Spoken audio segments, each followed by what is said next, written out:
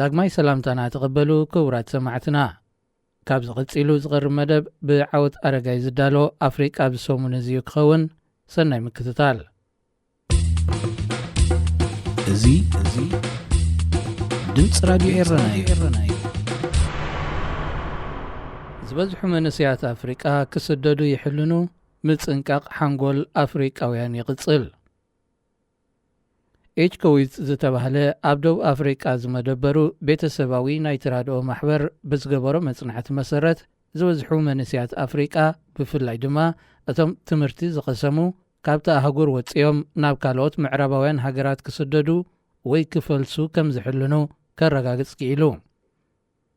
እቲ ማሕበር ኣብ 15 ሃገራት ኣብ ልዕሊ 4,500 ካብ 18 ክሳብ 24 ዝዕድሚኦም መንስያት ብዝገበሮ መጽናዕቲ መሰረት እቶም 52 ሚታዊት ሃገራቶም ከምውን ኣህጉር ኣፍሪቃ ገዲፎም ናብ ካልኦት ሃገራት ክስደዱ መደብ ከም ዘለዎም ገሊጾም። እቲ ብቕድሚ ትማሊ ሶኒ ዝተጸንበለ 20 ሰነ መዓልቲ ስደተኛታት ምኽንያት ብምግባር ዝተኻየደ መጽናዕቲ ኣፍሪቃውያን ንምንታይ ምኽንያት ይስደዱ ወይ ይፈልሱ ንምልላይን ስደት ወይ ፍልሰት ኣብ ኣህጉር ኣፍሪቃ ዘኸትሎ ጉድኣት ንምፍላጥን ዝዓለመ እዩ። ብዛዕባ ዝርዝርቲ መጽናዕቲ ቅድሚ ምዝራብ ኣብ መንጎ ስደትን ፍልሰትን ወይ ስደተኛን ፈላስን ዘሎ ፍልሊ ምፍላጥ ኣገዳሲ እዩ። ስደትን ፍልሰትን ብቋንቋ እንግሊዝ ሬፊውጂን ማይግራንትን ተባሂሉ ክጽዋዕ እንከሎ ብመሰረት ላዕለዋይ ተጸዋዒ ስደተኛታት ውድብ ሕቡራት ሃገራት ወይ UNHCR ኣብ መንጎ ክልቲኡ ዓብ ፍልሊ ዘሎ። ስደተኛ ካብ ኩናት፣ ግጭት፣ ምስርጣይን ምስቓይን፣ ማእሰርቲ፣ ዓሌታውነት፣ ኣድልዎን ካልእን ኣምሊጡ ውሕስነት ዘለዎ ቦታ ዘናዲ ተገዲድካ ዝካየድ ክኸውን እንከሎ ፍልሰት ወይ ፈላሲ ድማ ብወለንታ ስራሕ፣ ትምህርቲ ኣቐዲሞም ዝተሰዱ ስድራ ቤት ንምርኻብ ዝካየድ ዘይግዱድ ካብ ሓደ ሃገር ናብ ካልእ ዝግበር ጉዕዞ እዩ።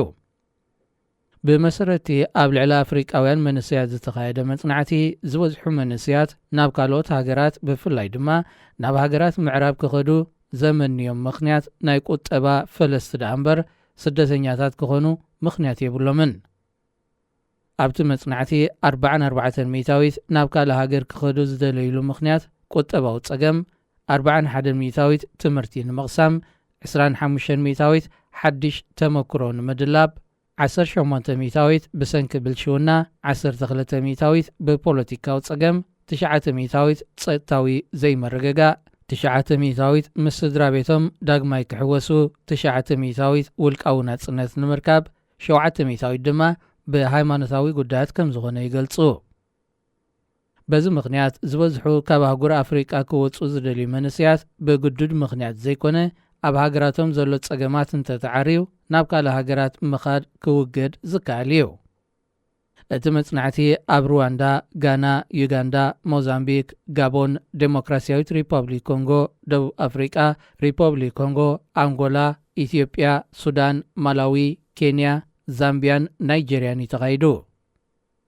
መንስያት ሃገርኩም ሒዘንኦ ዘለዋ ናይ ኣመራርሓ መገዲ ቅኑዕ ድዩ ተባሂሎም ምስተሓተቱ ሩዋንዳውያን ብ60 ሚታዊት ጋናውያን ድማ ብ56 ሚታዊት እወ ኣብ ቅኑዕ መገዲ ለና ክብሉ እንከለዉ ዝተረፉ ብምልኦም ሃገራቶም ዘይቅኑዕ መገዲ ሒዘን ኣለዋ ክብሉ ይኣምኑ።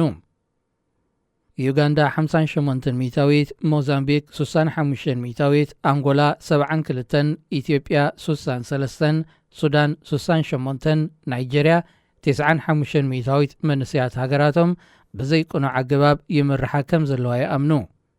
ናይ ዝተረፈ ሃገራት ድማ ተመሳሳሊ ሚታዊት ብምዃኑ ኣዝዩ ዘተሓሳስብ ከም ዝኾነ ማሕበር ኤችኮዊት ይገልጽ። እዞም መንስያት ኣብ ሃገራቶም እንታይ ምምሕያሻት ክርዩ ከም ዝደልዩ ተሓቲቶም ክምልሱን ከለዉ ድማ ስራሕ ክፍጠር፣ ብልሽውና ክጎድል፣ ላዕለዋይ ትምህርቲ ክመሓየሽ፣ ሰላምን ምርግጋእን ክህሉ፣ መሰረታዊ ትሕተ ቅርፂ ተመሓይሹ፣ ጠለባት ህዝቢ ክመላእ፣ መሃዝነት ክተባባዕ፣ ናይ ኣብያተ ትምህርቲ ሕልኽላኻዊ ሰራርሓ ወይ ቢሮክራሲ ክቃለል፣ ኣብ ልዕሊ ንግድን ነጋዶን ምትብባዕ ክግበር፣ ሰብኣዊ መሰላት ክመሓየሽ ውልቃዊ መሰልን ሓርነትን ሰባት ክሕሎን ካልእን ዝብሉ ጠለባት ኣቕሪቦም።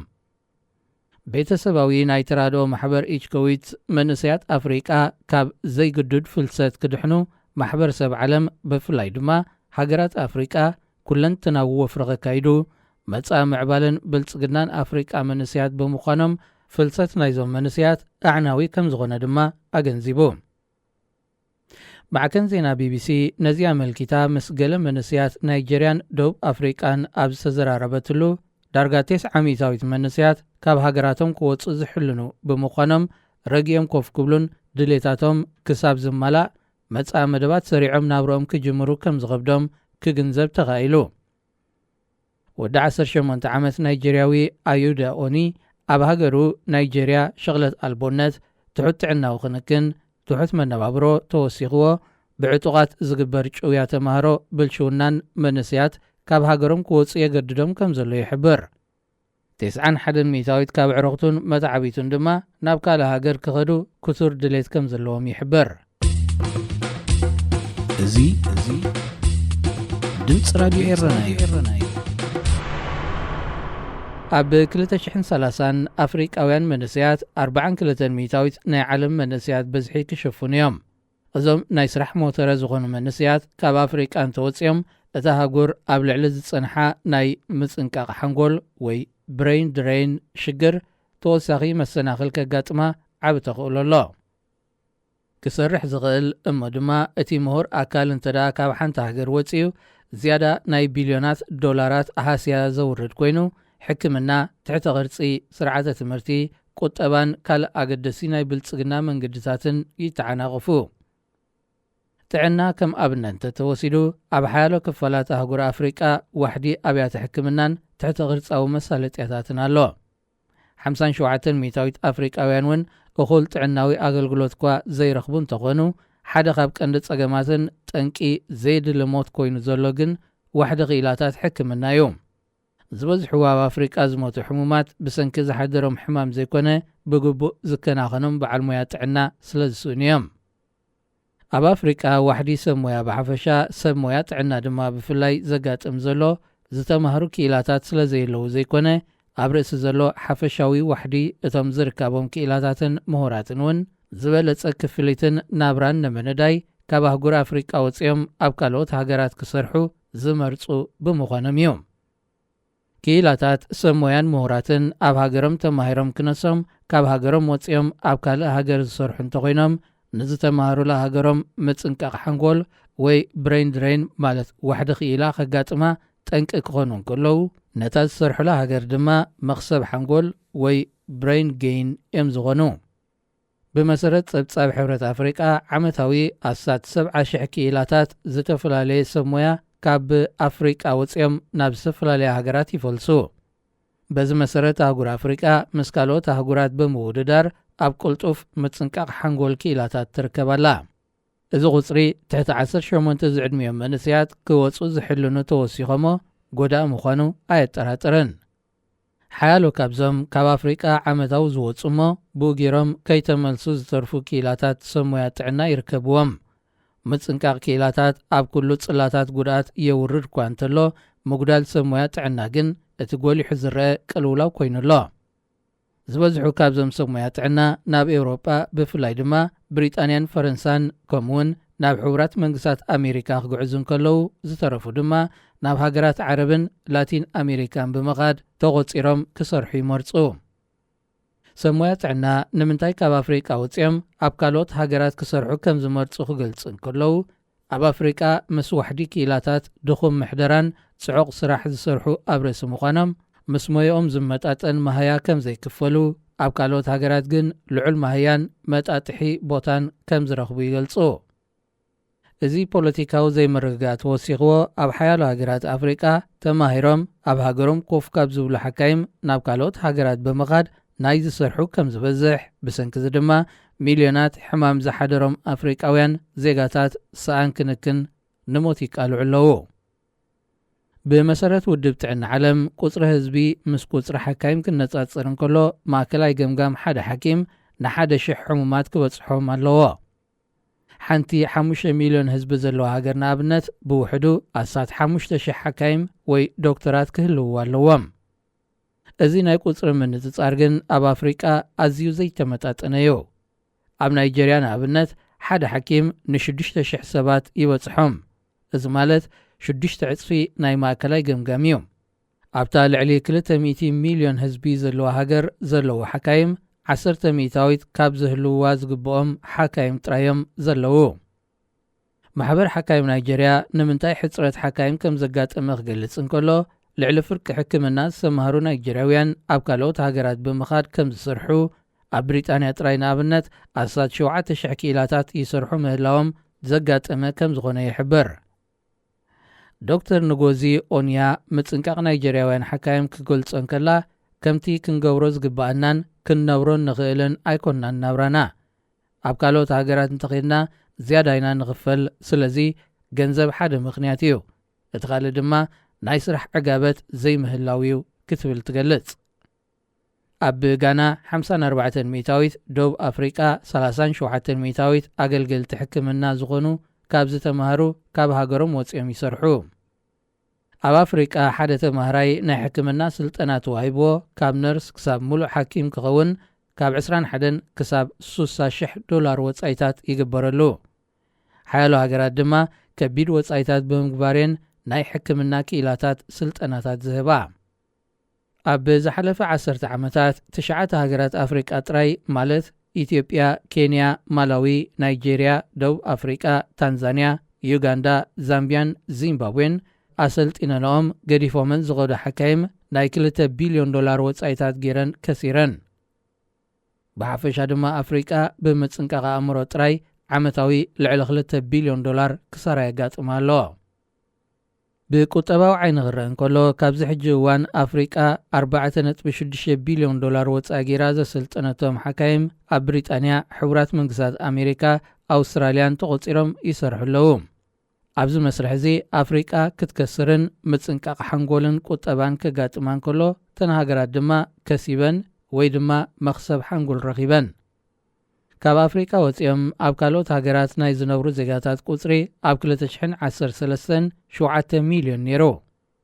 እዚ ቁፅሪ እዚ ኣብዚ ሕጂ እዋን ናብ 9.5 ሚልዮን ክብል እንከሎ ኣብ 2050 ድማ ናብ 34 ሚልዮን ክድይብ ከም ዝኾነ ዓለማዊ ውድብ ገንዘብ ቤት ጽሕፈት ራእይ ቁጠባ ዓለም ይግምት።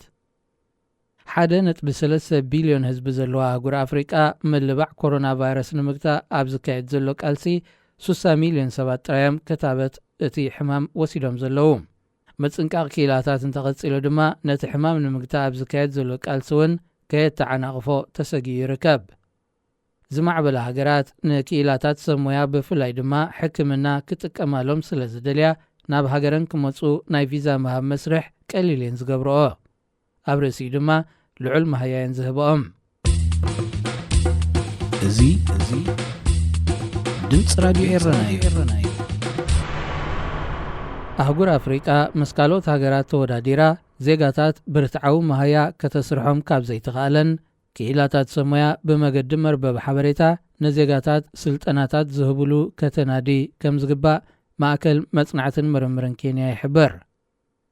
ናይ ህንዲ ከም ኣብነት እንተተወሲዱ ዜጋታት ህንዲ ብፍላይ ናይ ቴክኖሎጂ IT ብብዝሕዮም ካብ ሃገሮም ወፂኦም ዝሰርሑ እንተኾነ እዞም ክኢላታት ብመገዲ ኢንተርነት ትካላት ብምኽፋት ስልጠናታት ክህቡ ብምጅማሮም ኣብዚ ሕጂ እዋን ህንዲ ኣብ ሃገራን ወፃኢ ሃገራትን ብብዝሒ ሰብ ሞያ ብምጥራይ ምንጪ ቁጠባዊ ኣታዊኣ ክኾኑ በቂዖም ኣለዉ። ኣብ ኣፍሪቃ እውን ትሕቲ ቅርፂ መራኸቢታትን ኢንተርነትን ብምምሕያሽ ኣሰር ህንዲ ክሰዓብ ከም ዝከኣል ይግለጽ። ኣፍሪቃ 60 ሚእታዊት ካብ ህዝባ 1.3 ቢልዮን ዝበዝሑ ህዝባ እቲ 25 ዓመት እዩ።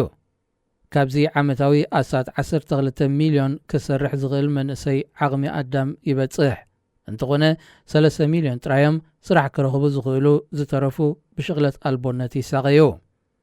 ኣህጉር ኣፍሪቃ ወፍሪ ብምትብባዕ ዝያዳ ስራሕ ብምፍጣር ዝበዝሕ ዓቕሚ ኣዳም ዝበጽሐ መንእሰይ ከተስርሖ እንተትኽእል ማእከላይ መነባብሮኦም ሰባት ምስ ዝበዝሑ ቁጠባውን ማዓበየ።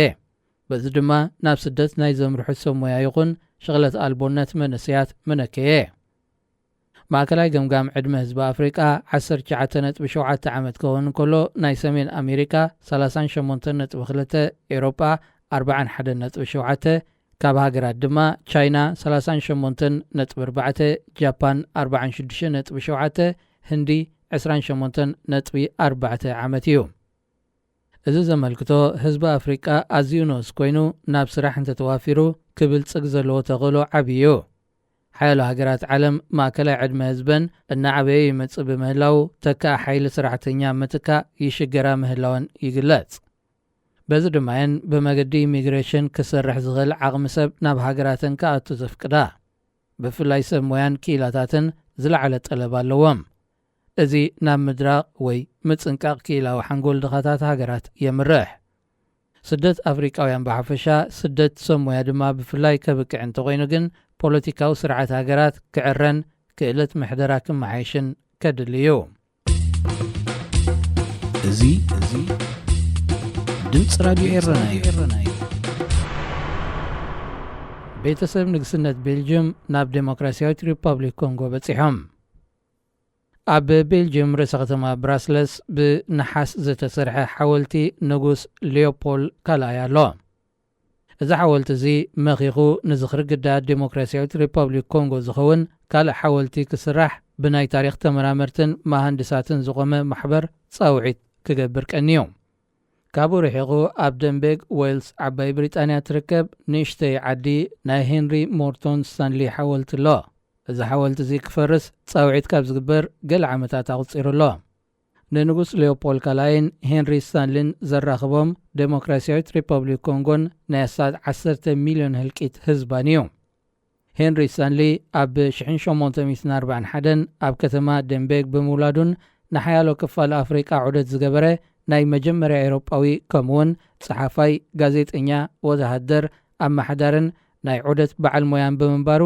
ብተቐማጡታ ከተማ ክብሪ ኣለዎ ከምኡ ስለ ዝኾነ ድማዩ ሓወልቲ ተሰሪሕሉ ንጉስ ሌኦፖልድ ካልኣይ እውን ንጉስ ቤልጅየም ኣብ ርእሲ ምንባሩ ነታ ሃገር ቁጠባዊ መኽሰብ ከም እትገብር ብምግባሩ ሓወልቲ ክስርሐሉ ግቡእ ይመስል ነይሩ እንተኾነ ክልቲኦም ዞም ሰባት ብዋጋ ህዝቢ ዴሞክራሲያዊት ሪፐብሊክ ኮንጎ እዮም ዝበዝሕ ካብ ህውነቶምን ቁጠባዊ ዕቤቶምን ረኺቦም ሄንሪ ስታንሊ ኣብ ኣፍሪቃ ጸሊም ታሪክ ዘለዎ ይቕረ ዘይባህሎ በደል እዩ ሓዲጉ እቲ በደል ዝያዳ ንሱ ብቐጥታ ዘይኮነ ፈጺምዎ ንሱ ብዝመርሖን ዝህቦን ስለያዊ ሓበሬታ ተጠቒሞም ኤሮጳውያን ግዛቲ ዝፈጸምዎ በደል እዩ ብሰንኪ ዝበደል ከኣዩ ሓወልቱ ክፈረስ ዘድለ ሄንሪ ስታንሊ ዓቕሚ ኣዳም ምስ ኣኸለ ናብ ሕቡራት መንግስታት ኣሜሪካ ብምኻድ ምስ ኒውዮርክ ሄራልድ ጋዜጠኛ ኮይኑ ክሰርሕ ጀሚሩ ኣብ 1867 ንጉስ ነገስታት ናይ ኢትዮጵያ ቴድሮስ ካልኣይ ብሪጣንያውያን በጻሕቲ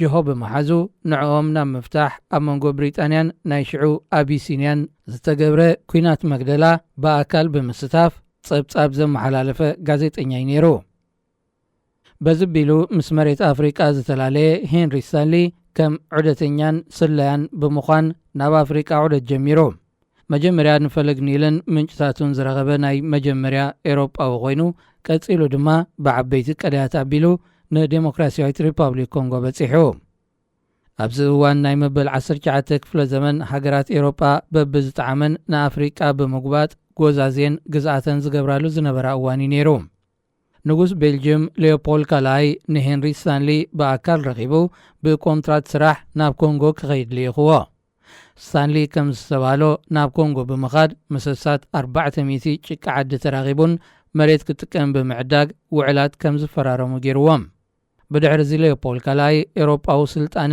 ክብርታትን ሃይማኖትን ናብ ህዝብታት ከም ዘስፋሕፍሕ ክገብር ነፃ ዕዳጋ ከካይድ ብዝብል ምኽንያት ኣብ ኮንጎ ናቱ ናይ በይኑ ግዝኣት ክውንን ጠሊቡ ንኣሜሪካን ሃገራት ኤሮጳን ሓቲቱ ተፈቒድሉ ኣብ 1885 ሌኦፖልድ ካልኣይ ዓለም ለኻዊ ኣፍሪቃዊ ማሕበረሰብ ዝብል ማሕበር ብምቋም ናይ ግሉ ሰራዊት ብምኽታት ብዳሳሲ ስታንሊ ተመሪሑ ናብ ኣፍሪቃ ብምኻድ ብ77 ዕፅፊ ካብ ሃገሩ ቤልጅየም እተዓቢ ኮንጎ ኣምሪሑ ሌኦፖልድ ካልኣይ ኣብ ግንቦት 1885 ናይ ሎሚ ዴሞክራሲያዊት ሪፐብሊክ ኮንጎ ነፃ ኮንጎ ዝብል ስም ብምጥማቕ ምስ 20 ሚልዮን ዝግመት ዝነበረ ህዝባ ጊላ ብምግባር ናይ በይኑ ግዛኣት ምዃና ኣውጁ።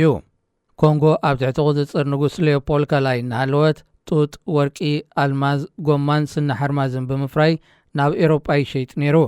ኣብ 1890ታት ብዝተፈላለዩ ምኽንያታት ዋጋ ጎማ ብዝተዓፃፀፈ ክውስኽ ተራእዩ። ንጉስ ሌኦፖልድ ካብ ዋጋ ዝወሰኸ መሸጣ ጎማ ንምኽሳብ ፍርያት ጎማ ክዛይድ ኣዚዙ።